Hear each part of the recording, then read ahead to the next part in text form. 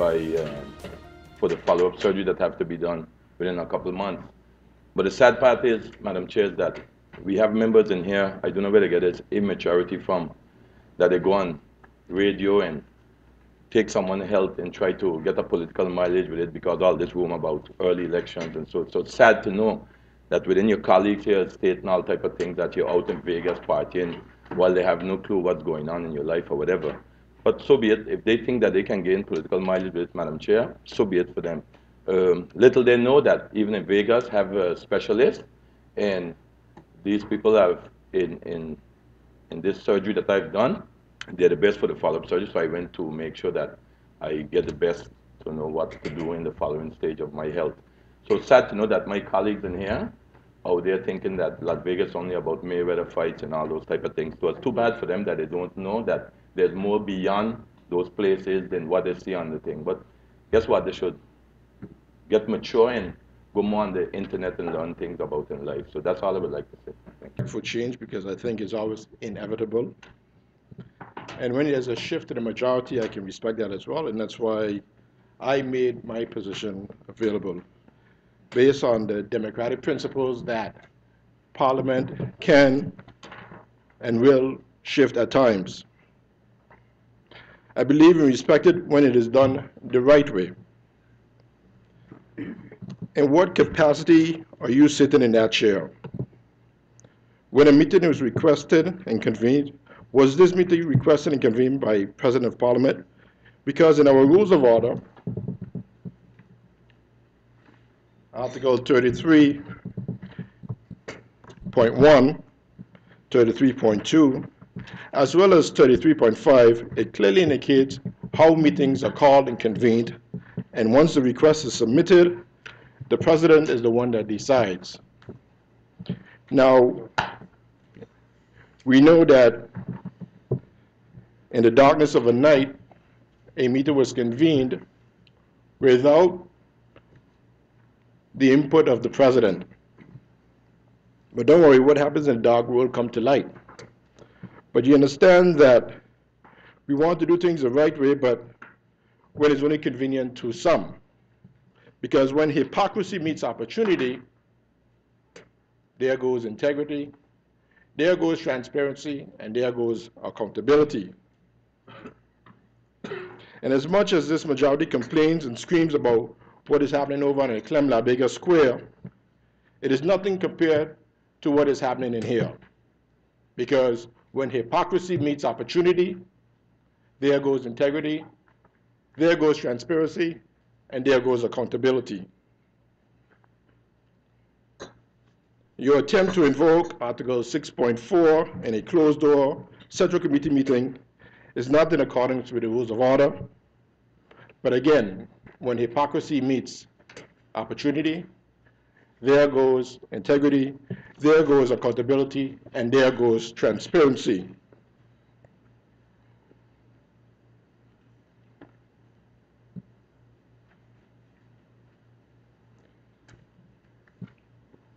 Madam Chair, or should I not say that? When people are called pathological liars, when there's talk about a white elephant in this room, and I must say that because it's beginning to look like a circus in here to the outside world. But then again, when hypocrisy meets opportunity, there goes integrity, there goes accountability, and there goes transparency. Would like to ask the chair and the new presidium in these notifications to please bring proper regulations to the procedures when indicating whether someone is out, absent, sick or not, vacation or not. There are procedures. I know in regular businesses you have a certain amount of time to give those notifications. Indeed, there are times when it's something last minute, but if clarity is made in the procedures, then there will be absolutely no ambiguity as to whether someone is on vacation in Vegas or in casinos or wherever they are. Just have it regulated so that there will be, it's transparent. Also, please consider, Madam Chair, I will leave that other one out, but I thank you. MP Cornelius de Weaver requested a second notification. MP Cornelius de Weaver, you have the floor. The agenda point for this morning was supposed to be the increasing of the retirement age from 60 to 62, as well as the OV, and this is being marginalized, pushed aside to accommodate this agenda point, and I am not in agreement with this, Madam Chair, because I believe, given the instructions from the CFT and the urgency of the matter, that should have been dealt with rather than this situation, knowing that this afternoon everything is supposed to be resolved. I do not understand why we are going through this. Thank you, MP Cornelius de Weaver. Members of Parliament, I have somehow allowed all of the previous speakers during notifications to go a little outside and beyond the purpose of notifications. I have allowed that for all of you, but I would invite you kindly to stick to in this case, the purpose of notifications. When you have a point of order regarding the proceedings of the meeting, you use it as a point of order. So again, I allow— Point of order, then I ask you to stick to the rules of order as well. As I was saying, the point of notifications, I invite all members of Parliament to kindly stick to the use and purpose of notifications. I thank you for adhering to the rules of order.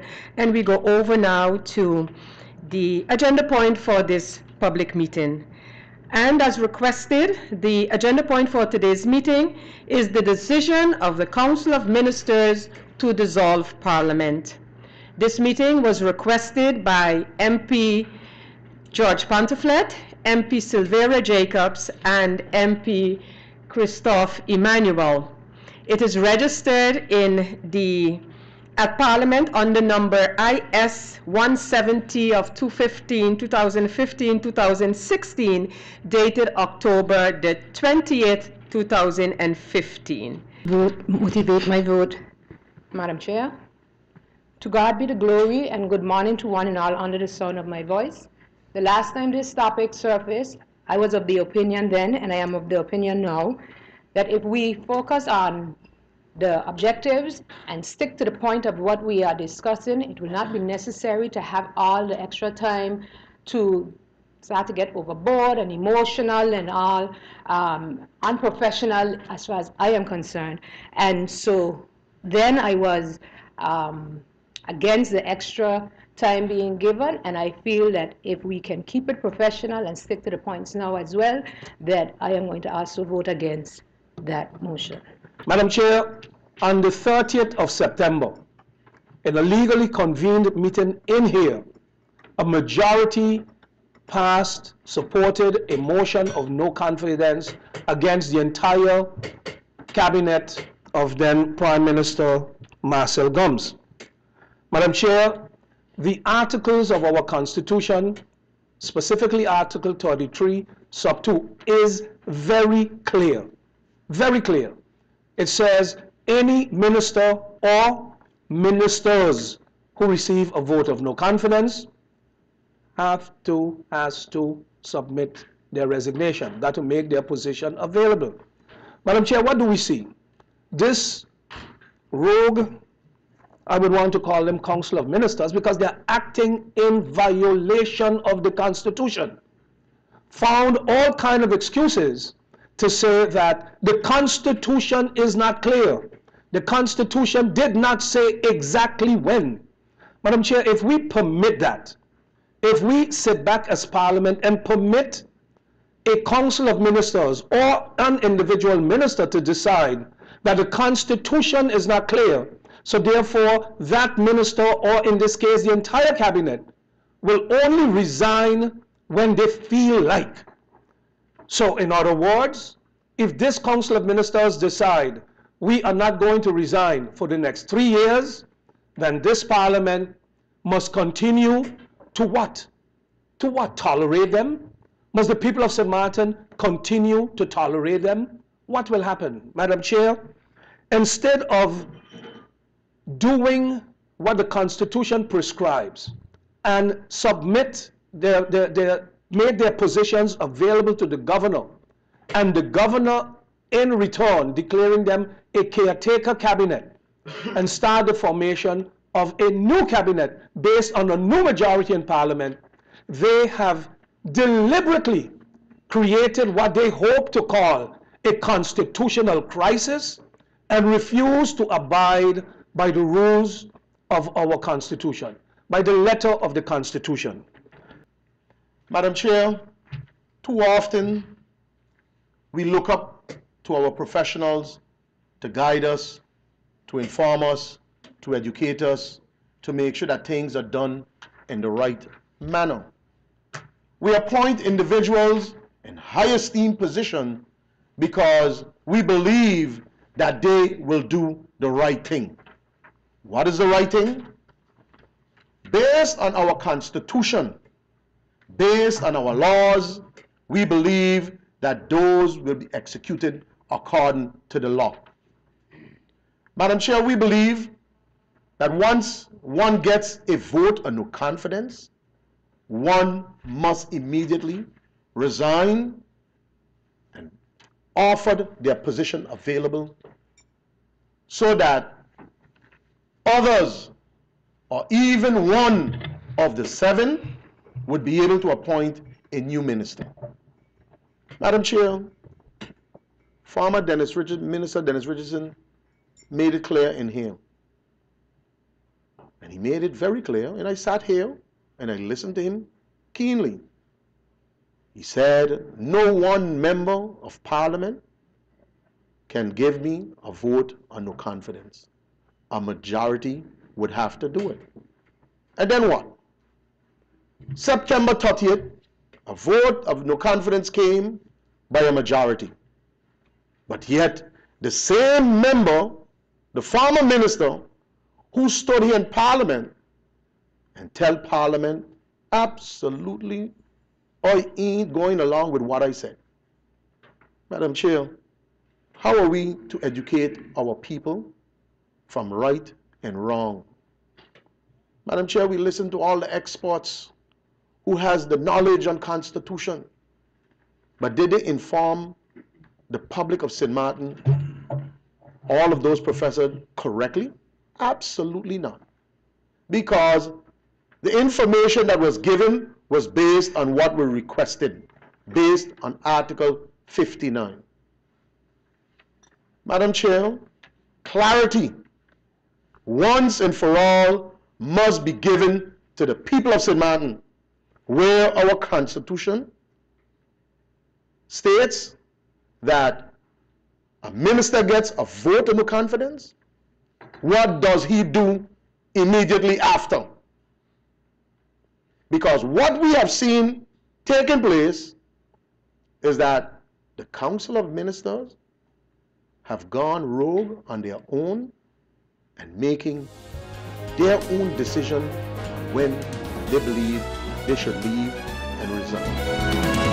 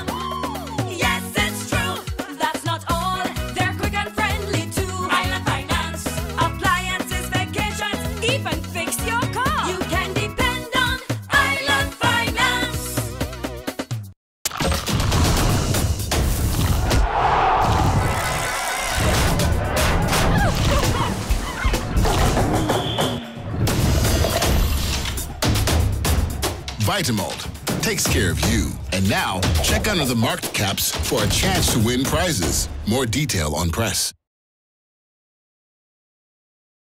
Anybody bingo? Nobody bingo.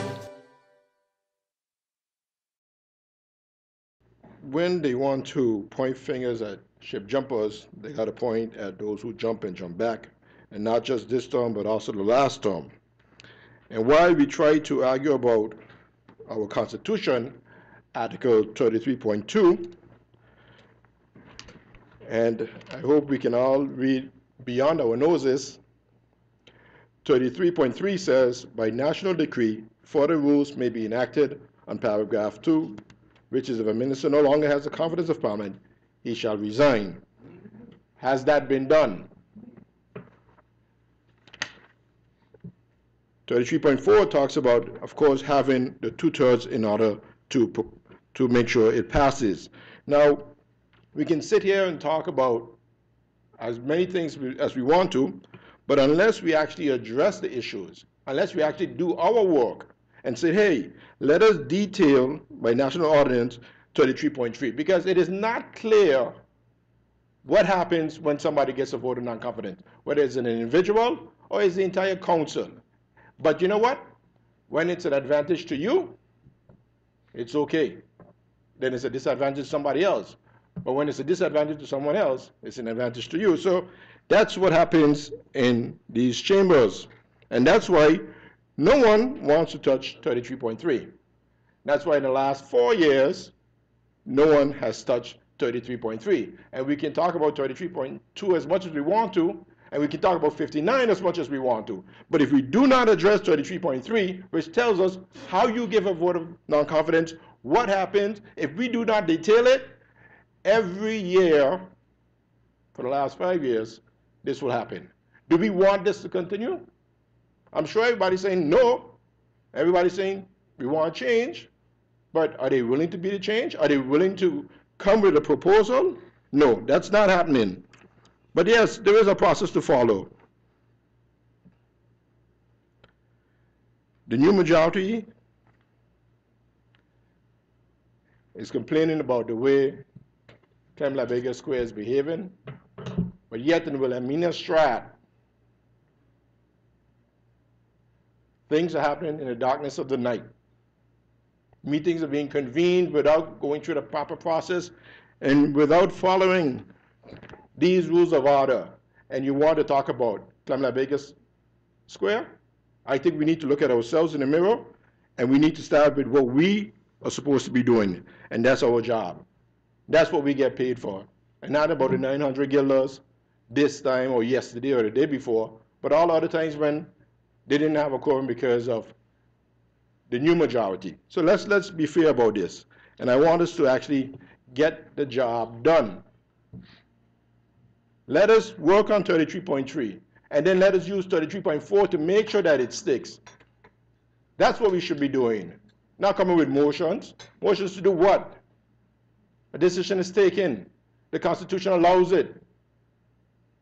Let us follow, let us learn, and you know what? Let us get it right for true. Because you know what? Our children, the future leaders of this country, should not have to go through this. Parliament of St. Martin, draft motion. The Parliament of St. Martin in its meeting of today, Wednesday, October 26, 2015, considering that the Parliament in its meeting of September 30, 2015, declared that the Gums cabinet consisting of ministers Gums, Hassink, Richardson, Gums-Bourne, Boseman, and Sams no longer enjoys the cabinet confidence of the Parliament of St. Martin.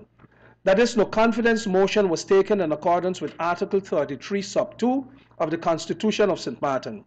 That on September 30, 2015, His Excellency the Governor was informed of the agreement between the National Alliance faction, the Democratic Party faction, the United St. Martin Party faction, and members of Parliament Maurice Lake and Sylvia Matza, consisting a majority in Parliament to work together, form a new coalition, and support a new government more responsive to the needs of the people of St. Martin. That subsequently, the no confidence motion against the ministers, the caretaker Gums cabinet invoked Article 59 of the Constitution to dissolve the Parliament of St. Martin and presented the decision to enact this article to His Excellency the Governor and set the date for election on December 8, 2015. That the main reason stated by the caretaker Gums Cabinet for invoking this article is to curb the phenomenon of what is locally referred to as ship jumping, the practice of switching allegiances and declaring oneself an independent member of Parliament. That if the Gums Cabinet was serious about addressing the matter of ship jumping, efforts to do so would have been evident, which is not the case. That since this has not been addressed in any form or fashion by the government until now, it will surely not come about by dissolving Parliament and organizing a parliamentary election. That to the contrary, the fate of the Gums Cabinet hinges on the very situation it now vehemently opposes. That the Parliament of St. Martin has engaged a legal expert to further work out the proposals for electoral reform based on proposals for such reform submitted to Parliament by the faction of the Democratic Party. That it is the right of Parliament to express its opinion about any decision of government, including and especially one to dissolve Parliament. That in view of Parliament, the decision of the Gums government to dissolve Parliament is misuse of a constitutional authority and therefore a détournement de pouvoir. That refusal until now by individual ministers to tender their resignation is in breach of the constitutional legal system. Resolves to call on the ministers collectively and individually to do the right thing and tender their resignations immediately. 2, to reject the decision taken by the caretaker Gums Cabinet to dissolve the Parliament of St. Martin and call new election, as this decision by the caretaker government is predicated on the wrongful and misleading grounds that an election will fix political ship jumping, and goes over to the order of the day.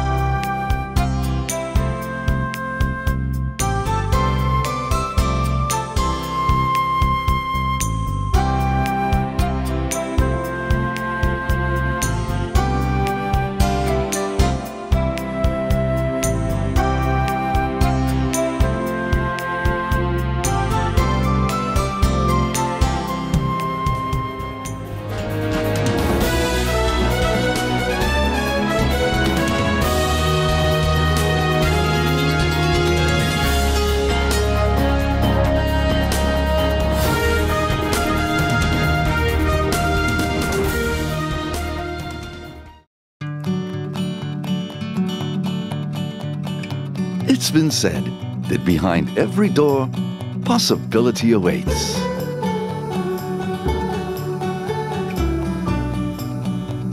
How much possibility depends on which door you open first.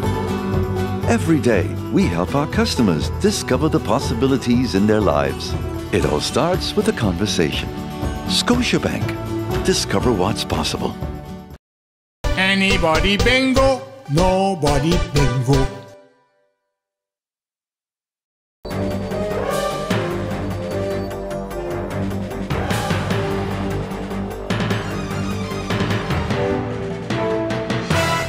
In my opinion, everything is perfect and you would be great for the job. But I see here that there's a 2-year gap in your resume. What did you do? I was hospitalized for mental illness. Oh, mental illness? I've undergone treatment and I have a wonderful family that supports me. Well, that is good news. No, it's fine. I'm recovered. We'll contact you, okay? For a better understanding of mental health and what you can do to stop mental health stigma, please go to the Mental Health Foundation's website at www.mhf-sxm.com. Need a loan that's quick and easy. Island Finance. Up to 50,000, give us real easy. Island Finance. For education, a renovation. That's no problem. Yes, it's true. That's not all. They're quick and friendly too. Island Finance.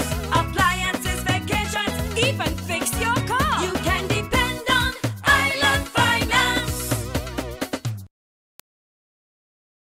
Madam Chair, we have another motion that we are presenting, and the motion reads as follows. The Parliament of St. Martin, in its meeting of today, Wednesday, October 28, 2015, considering that on Wednesday, September 30th, 2015, the Council of Ministers comprising of former Prime Minister Marcel Gomes and the 6 other ministers, Minister Dennis Richardson, Minister Martin Hassink, Mrs. Rita Bourne Gomes, Mr. Clara Connor, and Mr. Raphael Bosman, and Mr. Ernest Sams, received a motion of no confidence by a majority of members of Parliament, that in accordance with Article 33, Sub 2 of the Constitution of St. Martin, any minister or any ministers who receive a vote of no confidence by Parliament must make his or her position available to the Governor or St. Martin. In other words, the minister or ministers must immediately resign. That instead of making their position available, the entire Council of Ministers individually and collectively are refusing to do so, which is a flagrant violation of our Constitution, which all ministers have taken an oath to uphold. That the Council of Ministers continue to operate just like nothing has happened while supposedly signing off on agreements, contracts, ministerial decrees, giving instructions and directives to the management of government and owned companies, etc. That these actions, if true, would be in gross violation of the motion of no confidence passed against the entire Council of Ministers. That is unacceptable to continue to tolerate a Council of Ministers in office that is violating our Constitution.